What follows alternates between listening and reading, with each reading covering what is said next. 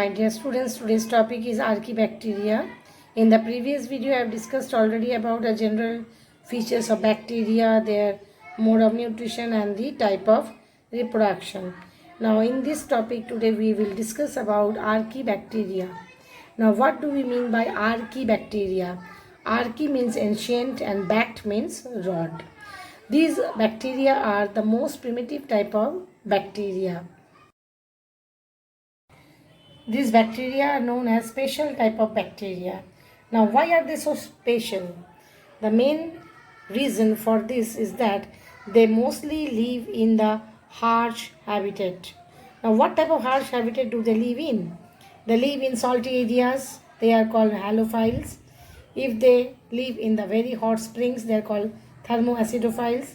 And if they are found in the marshy area, they are called methanogen. Now let us look at the characteristic features of the Archaebacteria.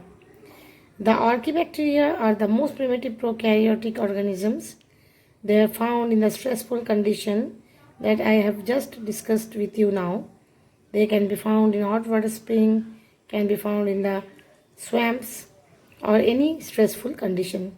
Their cell wall lacks peptidoglycan. Now in this case I must say that in most cases the cell wall is composed of non-cellulose polysaccharide and some protein. In some member of this Archaebacteria, cell wall may even be absent. So this feature of having different kind of cell wall is responsible because they survive in extreme conditions. And the fourth point is most of them are chemoautotrophs. So the next topic is thereafter the types of Archaebacteria. Archaebacteria are basically divided into three types: methanogens, halophiles and thermoacidophiles.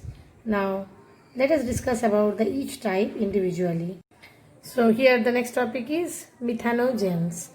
Methanogens, the features of methanogens are that they are strictly anaerobes, that is they live anaerobically in the gut of ruminants like cow, buffalo, goat, etc. This bacteria generally they has been exploited for the production of methane gas, from the gobar gas, you can say, from the dung of this animal. And these bacteria they help in fermentation of cellulose. So they help in the fermentation of cellulose by living in the gut of this ruminant animal, and they produce almost 65% of the atmospheric methane. Now as you know that methane is a air pollutant that affects generally contribute in the greenhouse effect or global warming. Now here are a few examples of the methanogens like methanobacteria, methanobacillus, methanococcus. So these are few name of bacteria that are methanogens. The next type of Archaebacteria is halophiles. They are found in extremely saline condition. This type of Archaebacteria are found in salt marshes, salt pits or salt solutions or salt lakes. They are mostly anaerobes and they contain a chemical called halorhodopsin. This halorhodopsin is used to pump in chlorides into the cell to prevent cellular dehydration.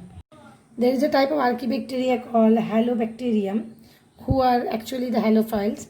This bacteria, Halobacterium, they develop purple membrane having photoreceptor pigment called bacteriorhodopsin. In the presence of light, it acts as a proton pump and it helps in the synthesis of ATP. Now this formation of ATP is a survival mechanism under the anaerobic condition. Now the examples of this type of halophiles are Halobacterium or Halococcus. So the next topic is thermoacidophile. This is another type of Archaebacteria that survive in extreme heat and acidic pH around 2. They can oxidize sulfur to sulfuric acid.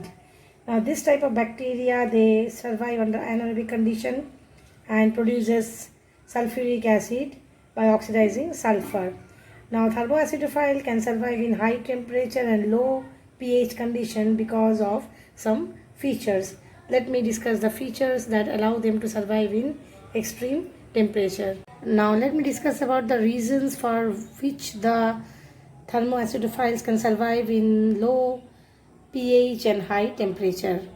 First reason is they have special branched chain that is lipid in the cell membrane. So the lipids present in the cell membrane are branched chain, and this branched chain lipid help in reducing the cell fluidity. Second is they have enzymes that work in low pH and the enzymes that work in high temperature. Examples of such bacteria are thermoplasma and thermoproteus.